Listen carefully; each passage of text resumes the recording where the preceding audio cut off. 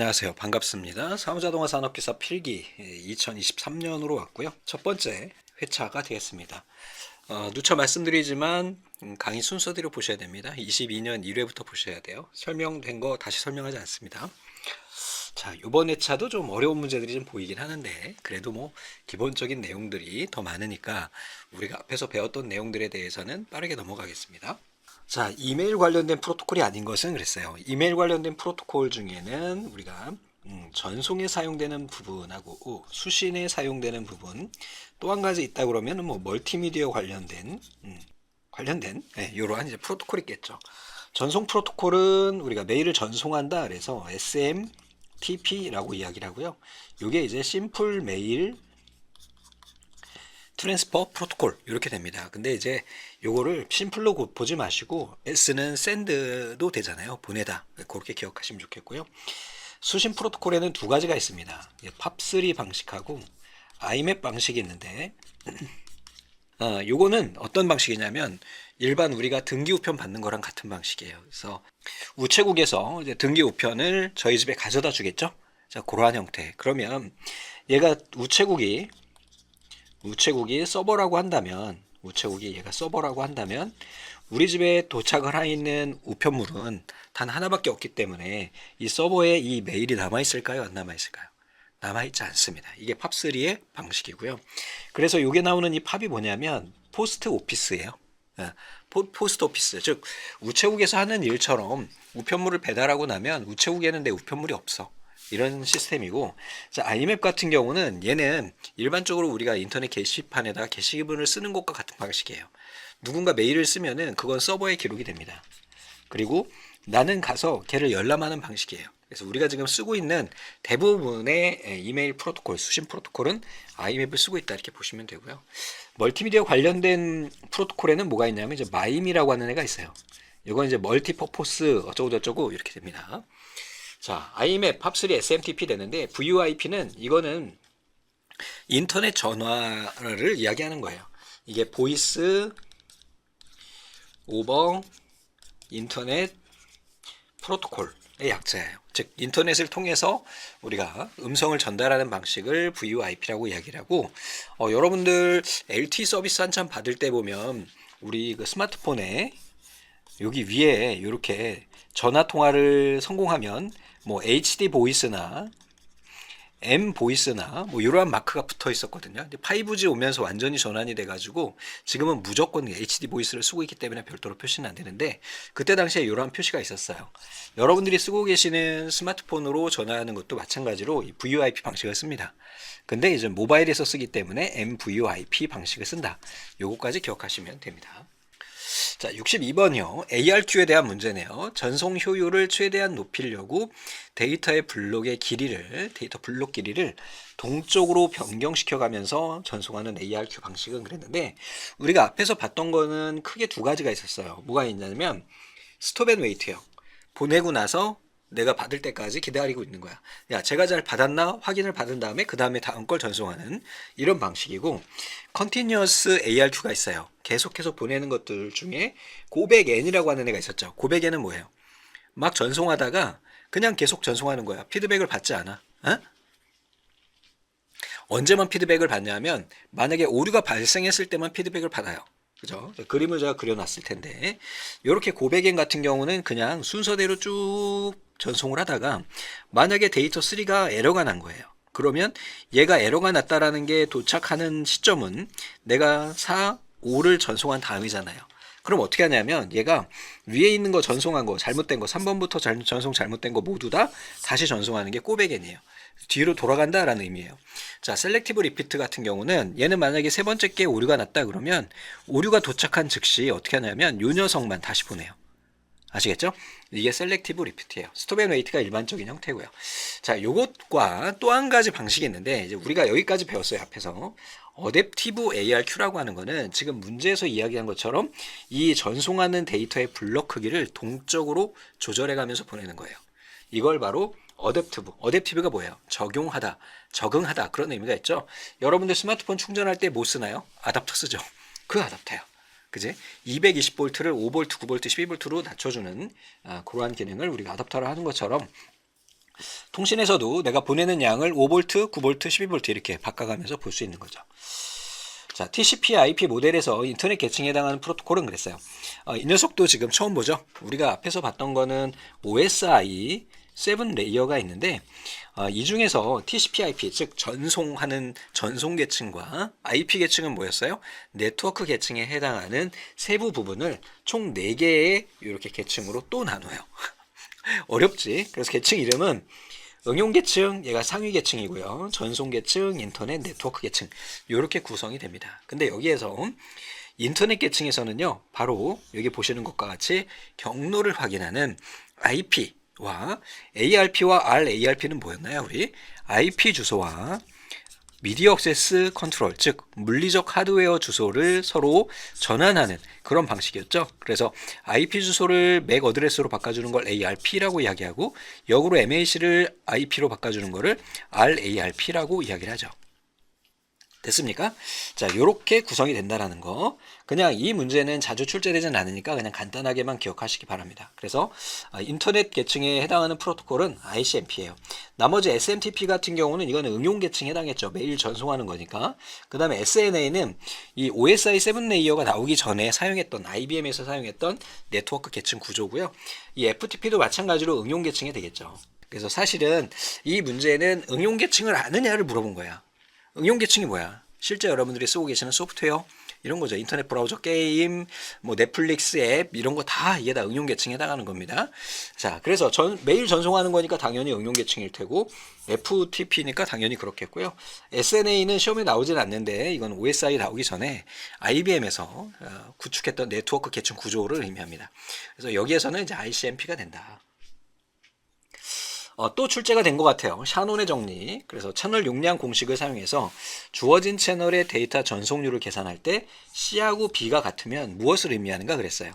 우리 샤논의 정리 있었죠. C는 B 로그 2에 뭐였어요? 1 플러스 노이즈를 시그널을 노이즈로 나눠주는 이런 형태인데, 그러니까 결론은 뭐예요? 시그널과 노이즈가 같을 경우 여러분들 로그 계산하실 수 있나요? 로그 2 이렇게 되는 거고 1 더하기 1이 되겠죠. 그럼 결국은 로그 2는 2 이렇게 되겠죠. 이 미수가 승수를 의미하는 거잖아요. 2의 승수, 그지? 2의 승수로 표현하기 때문에 2하고 2하고 같을 경우에는 얘네가 소거가 됩니다. 이게 결국은 없어져요, 얘네가. 그래서 결국은 얘네는 뭐다? 얘네 두 개가 같다는 거는 신호와 잡음이 같다라는 것으로 우리가 볼 수가 있다. 자, 65번이요. L2 스위치의 기본 기능이 아닌 것은 그랬어요. 자, 이 L2라고 하는 건 뭐냐면 OSI 7 레이어 아시죠? 제일 먼저 뭐예요? 물, 대, 네, 트, 세, 표, 응 이렇게 되잖아요. 여기가 레벨 1이거든.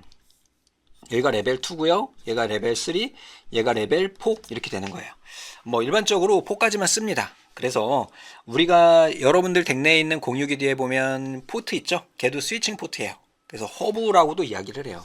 더 정확하게 뭐 일반적으로 이야기할 때는 스위칭 허브라고 이야기를 합니다. 스위치라고 하는 이유는 뭐냐면은 원래는 허브 버스 방식의 허브에서는 요렇게 단말이 3개가 달려 있으면 이 회선 하나를 3개가 나눠서 써요. 그런데 이 스위칭은 어떠냐면 만약에 이렇게 3개의 장치가 있으면 얘랑 얘랑도 직접 연결이 돼 있고요. 얘랑 얘랑도 이렇게 연결돼 있고요. 또 얘랑 얘랑도 연결돼 있고 뭐 이런 식으로 연결되는 거예요. 1대1로 다. 그러니까 채널이 여러 개인 거야. 즉 장치가 3개 있으면은 여기에 신호를 주고받을 수 있는 통신 회선이 총 3개가 있는 거예요. 이런 식으로 하면은 뭐예요? 지금 얘를 회선을 같이 쓸 때 얘가 여기를 막 사용하고 있으면 얘가 이쪽으로 가기 위해서는 좀 속도가 느려지거나 가지 못하거나 하는 문제가 생기죠. 그래서 이때 사용하는 그런 프로토콜이 뭐였어요? CSMA 충돌을 감지한다. CD 방식을 쓴다고 했잖아요. 그래서 이렇게 되면 병목 현상이 발생해요. 그래서 예전에 이제 뭐 PC방 같은 데 가보면 스타크래프트를 내부에서 이렇게 한단 말이야. 그러면 그때 당시에는 일반적인 스위칭 허브가 아니라 더미 허브를 썼어요. 그러면 막 게임하다 보면 렉이 막 걸리고 그래. 인터넷으로 하는 것도 아닌데. 그 이유는 바로 뭐 때문이다? 이 허브가 더미 허브가 있기 때문에. 그래서 그 다음부터 스위칭 허브가 엄청 PC방에 깔리면서 그 뒤로는 각각 장치별로 1대1로 네트워크가 연결되기 때문에 굉장히 빠른 속도를 제공하게 됐어요. 그래서 그때부터 이제 스위칭이라고 우리가 이름을 붙여서 씁니다.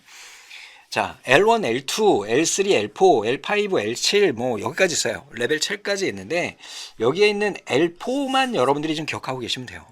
사실 나머지는 다 그냥 허브야. 그래서 정리를 좀 하자면 L2 스위치는요, 스위칭이에요. 스위칭이 바로 허브 기능을 역할하는 거예요. 공유기 뒤에 포트 4개 있잖아요. 거기다 컴퓨터 연결하면은 서로 내부 네트워크 할 수 있잖아요. 이런 걸 의미하는 거고, 얘는 브릿지나 스위칭 엔진을 가지고 있어요. 근데 L4 스위치는 로드 밸런싱을 해요. 로드 밸런싱이 뭘까요? 이거는 만약에 A라고 하는 컴퓨터와 B라고 하는 컴퓨터, C라고 하는 컴퓨터가 이렇게 연결이 돼 있는데 여기에서 만약에 여기에는 한 10Mbps에 대역이 걸리고요. 여기에는 뭐 대역이 안 걸려요. 지금 사용하고 있지 않아요. 그리고 여기에는 예를 들어서 뭐 20Mbps 대역이 이렇게 걸려요. 얘네는 다 같은 일을 하고 있어요. 일종의 서버라고 하죠. 분산 서버라고 했을 때 이렇게 네트워크가 연결돼 가지고 여기에 스위치가 딱 달려 있게 되면 얘가 이렇게 딱 들어왔을 때 애들을 감지해요. 얘 얼마나 많은 일을 하고 있는지. 잘 안 쓰고 있는 애로 이렇게 보내주는 게 로드 밸런싱이에요. 되셨죠? 자, 이 로드 밸런싱을 사용하는 애가 L4 스위치라고 생각하시면 되는 거고요. 이 L4 스위치라고 하는 거, 이 스위치는요, 라우팅 기능이 있지 않아요. 라우팅 기능이 있는 건 별도의 라우터가 따로 있습니다. 되셨죠? 자, 라우터라고 하는 거는 바로 우리가 좀 전에 물대네트 세피오 할 때 네트워크 계층의 기능이 뭐예요? 여기에 해당하는 프로토콜이 IP고 얘는 경로 설정을 하잖아요. 바로 이 경로 설정, 즉 네트워크 계층에서 이 경로 설정을 할 수 있게 해주는 장치 이름이 라우터예요. 되셨죠? 여러분들 댁내에는 라우터가 있죠. 공유기, 그지? 걔가 아주 작은 역할의 라우터 기능을 하는데 완벽하게 라우터라고 하기는 좀 그래요. 자, 여러분들 댁내 말고 아파트에 사신다면 지하에 이 L4 스위치와 그 다음에 이 라우터가 달려 있어요. 다 각 동마다 지하에. 아시겠죠? 그래서 L4 스위치, 즉 이 스위치는 허브기 때문에 경로 설정 같은 거 못해요. 최대한 많이 해봐야 로드 밸런싱이야. 로드 밸런싱이라고 하는 거는 대역을 분배해 주는 역할을 하는 거예요. 병목이 생기지 않도록 하는 거. 이렇게 생각하시면 됩니다. 자, 아날로그 신호를 디지털 신호로 변환하는 PCM 부호 변조 방식의 일종으로 이전 샘플과 현재 샘플 간의 차이를 계산해서 차분 신호를 생성해서 변조하는 방식은 그랬어요. 이건 처음 출제됐죠. 우리 PCM에는 어떻게 한다고? 표, 양, 부 순으로 해가지고 우리가 얘네를 변조한다고 이야기를 했어요.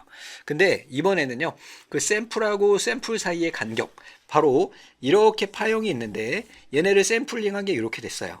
이 부분을 과부하 잡음이라고 이야기를 하고요. 얘네를 해결하기 위해서 차분 신호를 생성해서 변조하는 방식이 바로 DM입니다. 델타 모듈레이션 얘예요. 이전 샘플과 현재 샘플 간의 차이를 계산해서 차분 신호를 생성한다. 그래서 차분이 나오는 순간 뭘 쓰면 된다? DM을 쓰시면 됩니다. 자주 출제되진 않아요. 그냥 참고적으로만 봐주시면 됩니다. 이제 문제답만 외우세요. 그냥. 전화외선을 사용하지 않는 통신 서비스는 그랬어요. 팩시밀리 전화외선 쓰죠. ARS 이거 아시잖아요. 당연히 전화죠. 자, 텔리텍스트와 비디오 텍스트가 있는데 두 개의 차이점에 대해서 간혹 출제가 됩니다. 자, 한번 정리된 걸 볼게요. 우리 텔리텍스트에서 이 텔리라고 하는 것은 원격의 라는 의미예요. 되셨죠? 그래서 얘는 원격에 있는 곳에 TV 방송 신호로, 즉 무선 신호를 이용을 해가지고 텍스트와 이미지를 제공하는 거예요. 여러분들 이거 뭘 보실 수가 있나요? 문자 다중 방송이요. 요즘에는 문자 다중 방송 안 하죠. 제가 고등학교 때 20대 때였던 것 같아요. 그때 막 MBC, KBS에서 저희는 이제 다음 달부터 문자 다중 방송을 합니다. 그런 게 있었어요. 문자 다중 방송이 뭐냐면 TV 신호에다가 특정 문자들을 전송하는 거예요. 그래서 만약에 청각장애가 있으신 분들을 대신해서 밑에다 자막을 넣는다든지 이걸 자막을 영상에 뿌리는 게 아니라 내가 TV에서 문자다중방송 딱 클릭하면 그때 그 정보가 보이는 거예요. 이게 바로 텔리텍스트예요. 원격, 즉 무선으로 영상뿐만 아니라 문자도 전송하는, 텍스트는 문자잖아요. 이렇게 된다. 그래서 뉴스나 날씨, TV 프로그램 정보 이런 것들을 전송을 하죠. 대표적인 게 우리나라에서 서비스했던 문자 다중 방송이에요. 자, 비디오 텍스는요. 얘는 전화선이나 케이블 모뎀을 이용을 해가지고 TV하고 연결을 해. TV하고 연결해서 온라인 뱅킹이나 쇼핑, 정보 검색을 할 수 있는 거예요. 되셨죠? 텔리라고 하는 게 들어가는 순간 얘는 멀리 있는 무선으로 그런 의미가 있어요. 완벽한 건 아니지만 그래서 두 개를 기억해 주셔야 됩니다. 자, 비디오 텍스트라고 하는 것은 유선을 이용해서 전화선을 이용을 해서 양방향 통신을 할 수 있는 거예요. 이것도 TV 서비스로 진행을 한 적이 있었습니다. MBC에서 제가 20대 후반이었던 것 같은데 뭐 드라마가 굉장히 그때 시청률이 높았어요. 근데 TV 뉴스에서 그런 얘기를 하는 거야. 자, 이번 달부터 여러분들이 드라마를 보시다가 리모컨에서 뭘 딱 누르면 그 드라마에서 배우가 입고 나온 옷을 쇼핑할 수 있습니다. 그런 서비스를 했었어요. 지금은 인터넷 IPTV이기 때문에 그냥 당연히 되는 거지만 그때 당시엔 이게 대단한 혁신이었다고. 그지? 요것이 바로 그 내용이다. 되셨죠? 자, 얘는 전화외선을 이용한 홈쇼핑 또는 뭐 드라마 보면서 그 배우의 옷을 구매할 수 있다거나 이러한 것을 할 수 있는 것이다. 기억하시면 되겠습니다. 두 개 꼭 구분하세요. 텔레텍스트는 무선 TV 안테나로 문자를 보내는 거고요. 비디오 텍스트는 전화선으로 이런 정보를 보내는 거예요. 두 개의 차이가 있습니다. 자, IP 주소 체계에서 B 클래스의 주소 범위는 그랬는데 우리가 IP 대역은 이렇게 커요. 제일 먼저 00000부터 시작해가지고 25, 25, 25, 25까지 이게 IP 버전4의 전체 대역입니다. 너무 많다 보니까 얘네를 쪼갰어. 반을 쪼갠 거야, 클래스로. 그래서 총 A, B, C, D, E 총 5개의 클래스로 쪼갰고요. A 클래스가 어떤 거냐면 이렇게 국가 단위예요. 국가 단위. 그럼 그 안에 또 중형 기관 단위로 또 쪼개는 거야. 이렇게 두 개를. 됐죠? 이게 A 클래스야. 그 다음에 얘는 B 클래스예요. 그 다음에 C 클래스는 또 그 안에서 좀 더 작게 쪼개요. 이렇게 C 클래스예요. 됐죠? 자, D 클래스는 멀티캐스트용이에요. 방송용. 그지? E 클래스는 실험용으로 쓰여요. 여러분들이 꼭 기억하셔야 될 것은 여기에는 지금 B 클래스가 나왔는데 C 클래스입니다. 왜 그러냐면 여러분들 댁내에 있는 공유기가 바로 C 클래스를 담당해요. 총 256개의 장치를 연결할 수 있습니다. 그런데 이 모든 네트워크 장비에는요, 이 IP 주소를 할당하는 방식들이 있거든요. 그래서 여러분들 공유기 살 때 뒤에 스펙 보면은 256대 연결이 아니라 254대나 253대까지 연결할 수 있다라고 스펙이 나와 있어요. 관심 있는 분들 한번 보십시오. 자, 이렇게 되어 있는데 그 이유는 뭐냐면 우리가 IP 주소를 할 때 255.255. 이게 마지막 주소거든요. 5.255 이렇게 돼 있을 때 이 마지막에 있는 이 주소 있죠. 방송용인 브로드캐스트 IP로 사용이 돼요.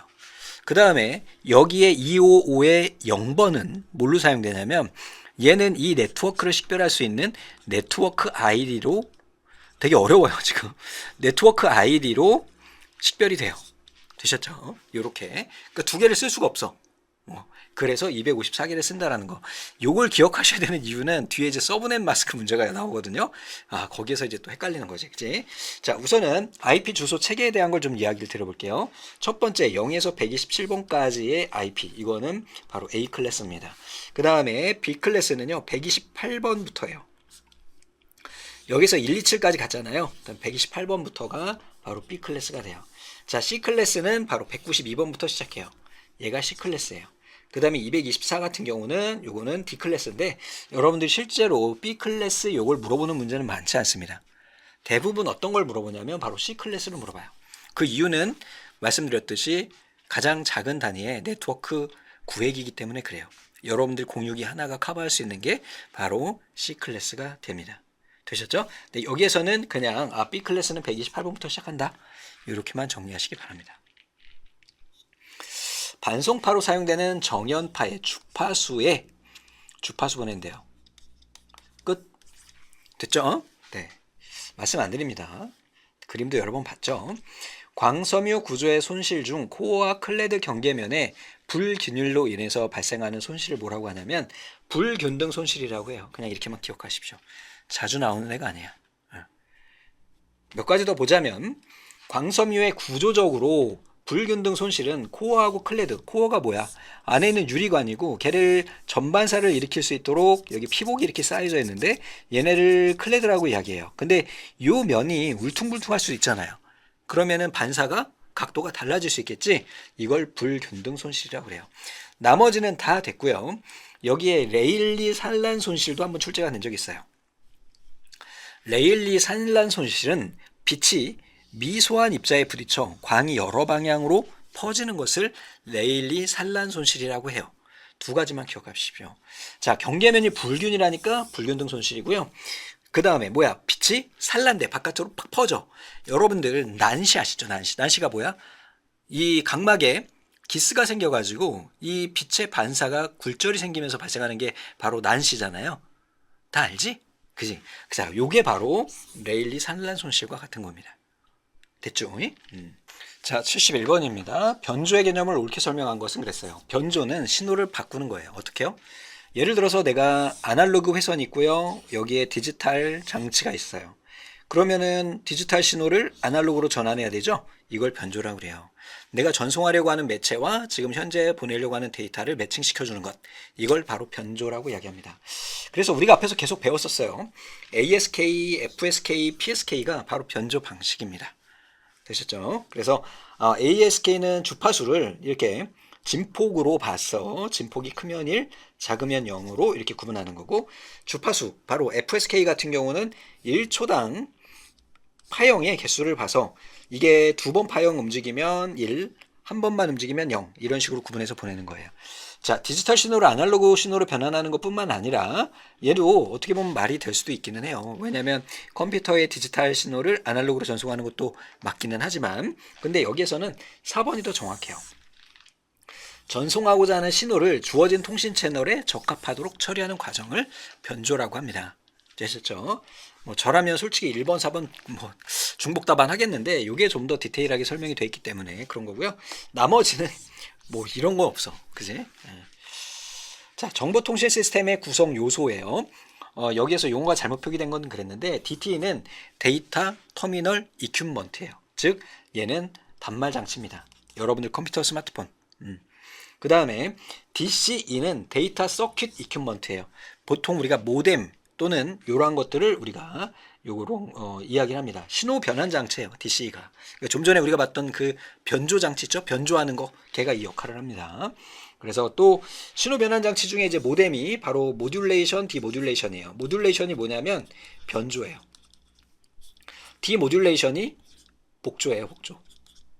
그래서 변조한 것을 다시 복조하는. 이 모뎀은 어떤 거냐면 컴퓨터는 디지털이고요. 회선이 아날로그일 때, 요즘엔 그렇지 않습니다. 이 신호를 이렇게 아날로그로 변경해 주는 거, 즉 통신회선에 맞는 형태로 변경하는 것을 우리 변조라고 이야기를 하고요. 이렇게 통신회선에 맞게 간 녀석을 다시 디지털로 바꿔줘야 되잖아. 얘를 복조라고 이야기를 합니다.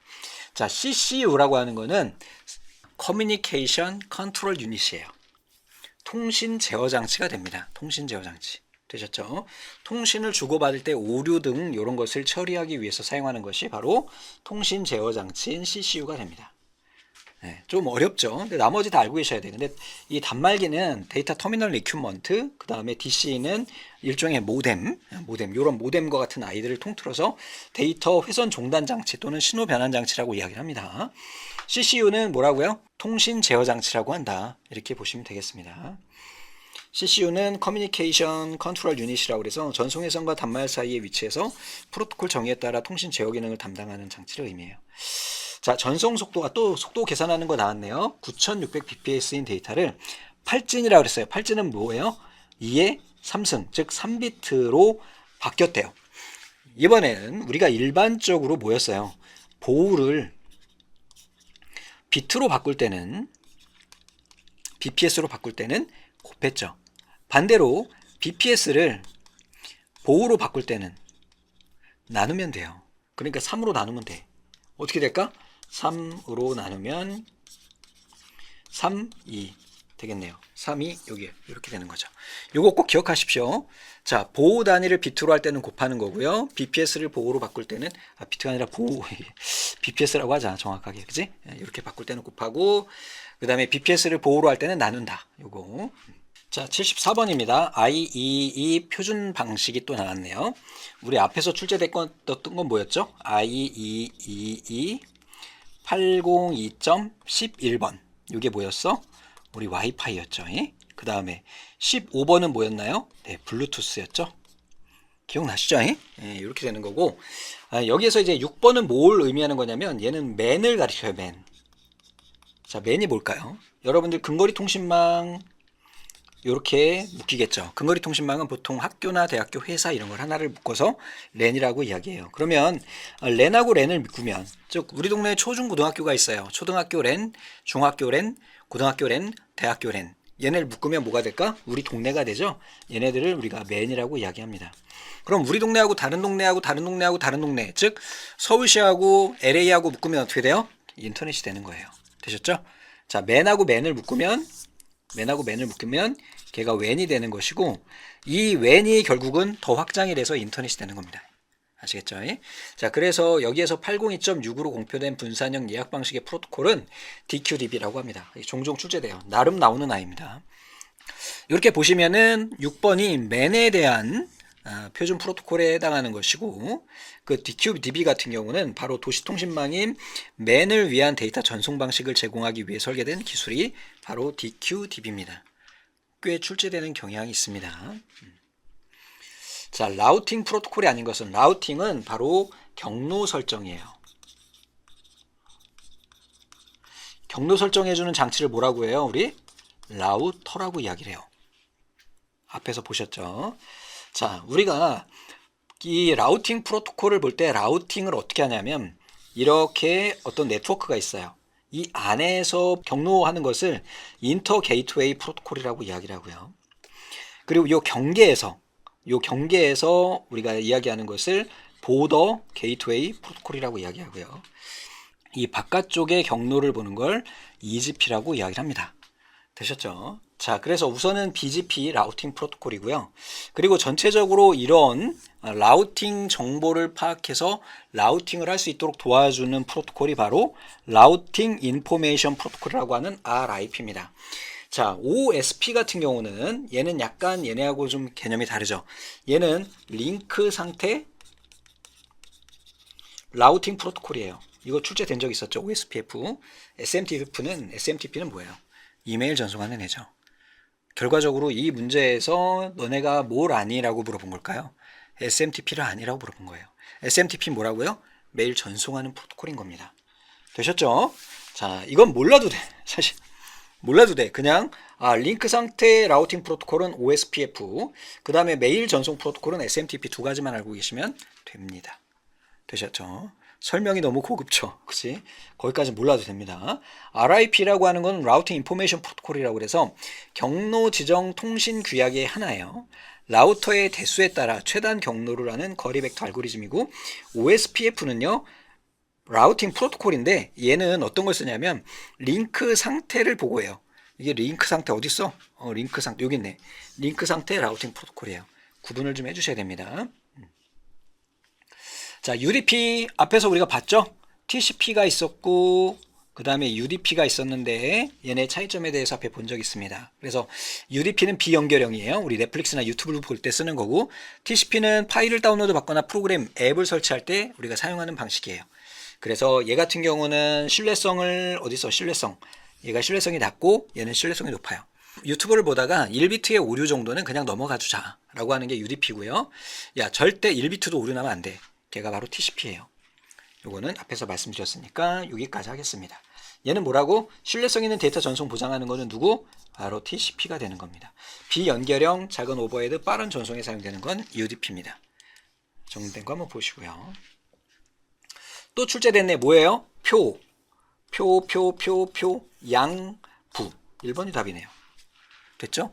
뭐 볼 게 없어. 그냥 주는 문제예요. 그래서 요 과정으로 일어난다라는 건 앞에서 계속 말씀드렸고. 자, 다중 접속 방식이 아닌 것은 그랬는데 FDMA 주파수 분할 다중화, C 분할 다중화, 코드 분할 다중화예요. 이거는 우리가 없습니다. 이런 건. 주파수 분할 다중화 앞에서 잠깐 본 적 있죠? 요거랑 대응되는 TDMA, C 분할 있고요. CDMA는 뭐예요? 여러분들 잘 알고 계시는 3G 이동통신 방식이 바로 CDMA예요. 코드로 분할해요. 얘는 코드 디비전 모듈레이션이에요. 되셨죠? 그래서 다중 접속 방식에는 FDMA, TDMA, CDMA 이런 아이들이 있다. 자, 다음에 79번입니다. 자, 서브넷 마스크예요. 서브넷 마스크는 프로그래밍 언어에 나오는 C 코드나 자바 코드처럼 지붕 위에 닭보드 타셔야 됩니다. 개인적인 생각으로 이 문제가 뭐 똑같은 문제가 계속 반복되면 모르겠는데 서브넷 문제만큼은 다양하게 나와. 이유를 알 수 없어. 이게 그렇게 어려운 게 아니거든요, 사실은. 근데 귀찮아. 이거 계산하는 게 귀찮아. 그리고 좀 복잡해. 절차가 많아. 그래서 그런 거예요. 자, 어떤 건지 말씀드릴게요. 제가 20대 초반에 컴퓨터를 3대로 시작해가지고 PC방을 시작했습니다. 저희 집에 있는 컴퓨터 2대랑 하나 어떻게 구해가지고 3대 놓고 PC방을 시작했어요. 당시에 PC방 붐이었거든. 그렇게 해가지고 막 확장이 막 됐어. 근데 그때 당시에 저희 동네에 전용선이 안 들어왔어요. 전용선이. 그래서 ISDN은 다행히 들어와서 ISDN으로 서비스를 하다가 이게 너무 자꾸 끊어지는 거야. 그러면 스타하다가 막 끊어지고 그러면 난리 나잖아요. 고객님들께서. 그래서 어떻게 해야 돼? 전용선을 깔아야지. 당시에 전용회선이 T1이라고 하는 애와 E1이라고 하는 애가 있어. T1은 미국식, E1은 유럽식 방식이야. 그래서 T1은 1.5배가 bps 속도가 나오는 아이예요. 그 전화국에서 저희 PC방까지 전용선을 깔아주는 방식이에요. 자, 여러분들 기업에서도 마찬가지입니다. 기업에서 여러분들 가정용 인터넷 쓰시나요? 아니죠. 여러분들 회사에 있는 회사 같은 경우도 다 IP를 하나씩 받습니다. 큰 회사들은. 그지? 자, 이렇게 해서 제가 IP 할당을 받았어요. 어떻게 할당하느냐? 우리가 네트워크 아이디, IP 주소는 뭐라 그랬어요? 0000부터 255, 255, 255, 255까지고 얘네를 총 5개의 클래스로 쪼개서 쓴다 그랬죠. 그래서 얘네를 클래스를 쪼갤 때 어떻게 쪼개냐면 얘네가 지금 이진수로 표현되잖아요. 사실 255라고 하는 건 뭐냐면 하나 둘 셋 넷 하나 둘 셋 넷 요거를 이진수의 1111 이거를 10진수로 전환하면 255가 나와요. 계산해보기 싫고요. 자, 256입니다. 정확하게. 왜냐하면은 우리가 여기서 255라고 하는 이유는 0에서부터 255까지가 여러분들 손가락으로 세어보시면 256개가 나오거든요. 한 구획의 IP가 256개예요. 이렇게 구획이 되는 거예요. 그래서 앞에서 우리가 C클래스라고 하는 애를 배웠죠. 여러분들 댁내 공유기 걔네가 총 몇 대를 연결할 수 있다고요?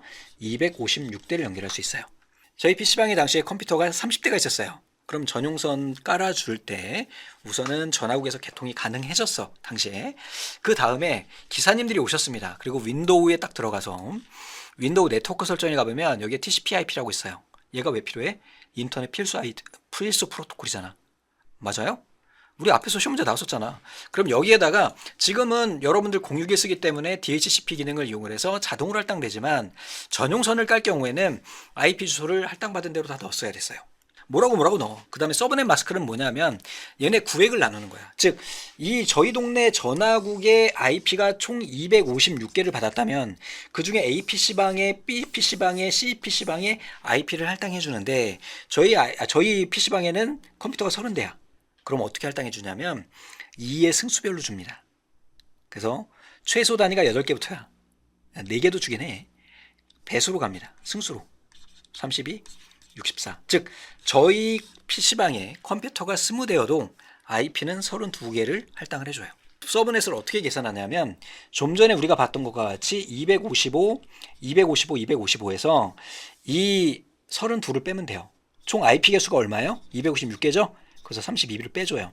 그럼 얼마 나와? 4, 2, 2 이렇게 되죠. 그래서 마지막에다가 어떻게 넣어주냐면 여기에다가 서브넷 마스크를 255, 255, 255, 242 이렇게 넣는 거야.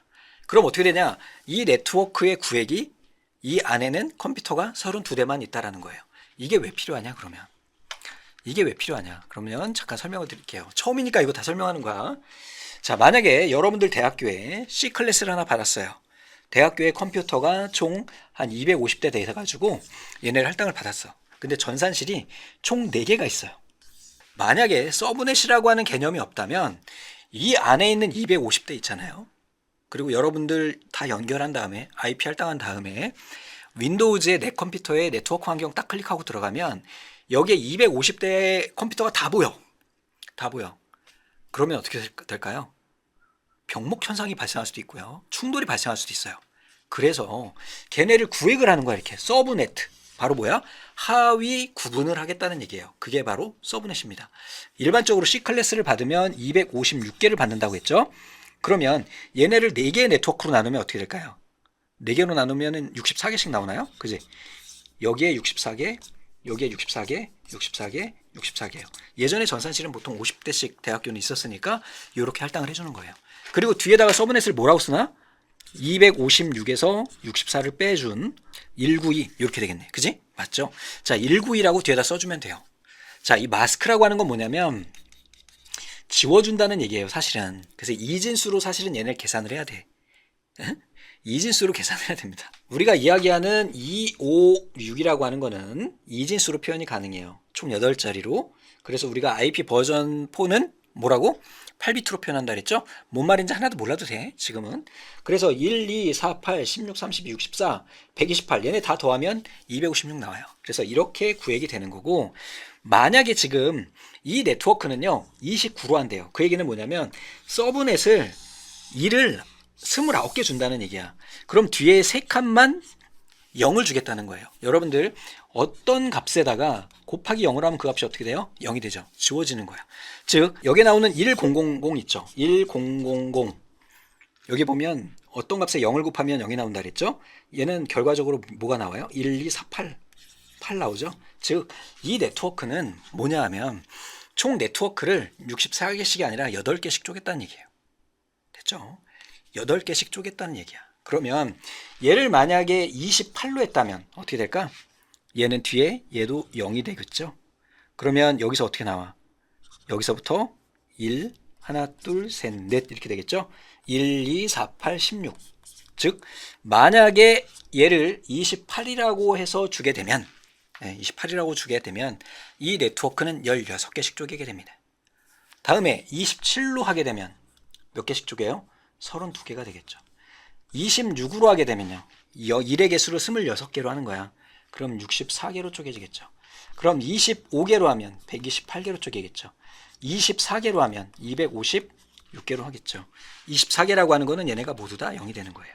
자, 0으로 적용하게 되면 해당 네트워크의 주소 IP를 초기화시켜 버립니다. 그렇게 해서 이걸 이용해서 네트워크 구획을 하는 거예요. 자, 됐어요. 그럼 지금까지 제가 드린 말씀은 전혀 몰라도 상관없어. 이제 끝이야. 자, 그러면 우리가 문제를 볼 때 이 네트워크 IP가 있고요. 29라고 한다는 것은 총 8개씩 네트워크를 구획하겠다는 거예요. 8개씩 쪼개는 거예요. 0에서부터 어디까지? 7까지. 8에서 어디까지? 15까지. 16에서 어디까지? 얼마 나오는 거? 16에서 다음에 24까지 이렇게 쭉 가겠죠? 자, 그러면 8로 곱해봐요. 8로. 그러면 여기 쭉 보니까 102, 103, 104, 105 이렇게 나오죠? 그럼 8로 곱하면 얼마 나올까? 제가 계산을 미리 해봤는데 13을 곱하면 되더라고. 그래서 8 곱하기 13을 한번 해보는 거지. 13번째 네트워크 구획이 되는 거예요. 제가 계산기를 통해 가지고 구구단을 잘 못하기 때문에 계산기를 통해서 한번 계산을 한번 해보도록 할게요. 자, 8을 각 비트별로 해주고요. 곱하기 13 해주게 되면 얼마가 나오나요? 104예요. 즉 104부터 8개가 할당이 됩니다. 답은 얘네요. 되셨죠? 이렇게 계산해야 돼요. 그러니까 이거를 네트워크를 다 구분해 가지고 확인해야 되니까 사실 이 문제는 시험 시간 내에 계산하기가 참 어렵다. 뭐 쉽게 계산하는 방법도 있긴 합니다만 그냥 이렇게 기억하시면 됩니다. 거기에서 8개니까 한번 계산해 볼까요? 4, 5, 6, 7, 8, 9, 10, 11. 11까지 하니까 어떻게 돼? 8개가 할당이 되는구나. 끝. 그리고 우리가 IP가 할당이 되어 있을 때 이 첫 번째 IP는요, 이 네트워크, 이 서브넷을 구획하는 네트워크 ID라고 해요. 얘를. 마지막에 있는 애는 방송용이야. 이 안에 있는 네트워크를 관리하기 위한 거예요. 그래서 얘를 브로드캐스트 ID라고 이야기를 합니다. 잘 모르시겠으면 그냥 버리시기 바랍니다. 자, 이렇게 됐고요. 다음에 벨만 포드 알고리즘을 사용하는 라우팅 기법은 그랬는데 얘는 거리 벡터 라우팅입니다. 그냥 외우세요. 종종 출제되거든요. 벨만 포드 알고리즘은 거리 벡터, 즉 얼마나 거리가 있느냐 그 거리의 총 합계를 계산해 가지고 짧은 쪽으로 가게 하는 것이 바로 뭐가 된다? 벨만 포드 알고리즘이에요. 얘를 거리 벡터 라우팅 방법이라고 이야기합니다. 각각 A에서 B까지 가는데 또는 B에서 C까지 가는데 총 거리의 합계 이런 것들을 계산을 해서 최단 거리로 전송을 할 수 있도록 경로를 설정하는 방법이 바로 거리 벡터 라우팅이고, 대표적인 이걸 하기 위해서 사용한 알고리즘이 벨만 포드입니다. 벨만 포드 나오면 거리 벡터예요, 그냥. 그래서 여기까지 해가지고 우리 또 기출 문제를 봤는데요. 오늘 서브넷이 있었어요. 근데 다음에도 또 서브넷이 나올 거야. 근데 거기서는 또 문제가 또 달라. 푸는 방법이. 오늘 그냥 본 아이는 서브넷이라고 하는 거는 큰 네트워크 하나를 할당받았을 때 세부적으로 하위에 근거리 통신망 기준이에요. 근거리 통신망 기준으로 네트워크를 쪼갤 때 쓰는 것이다. 즉 우리 회사의 컴퓨터가 250대라서 256개의 IP를 할당받았는데 각각 사무실마다 컴퓨터가 20대씩 있다면 24개씩 쪼개가지고 우리가 할당을 해줄 수가 있어요. 되셨죠? 이렇게 우리가 구획을 나눠주는, 보안이나 또는 네트워크 관리를 편하게 하기 위해서 나눠주는 것을 서브넷 마스크라고 이야기를 한다까지 기억하시면 되겠습니다. 쓸데없는 것 때문에 더 헷갈리실 수는 있는데 그냥 거기까지만 정리하자면 그렇습니다. 고생하셨습니다. 감사합니다.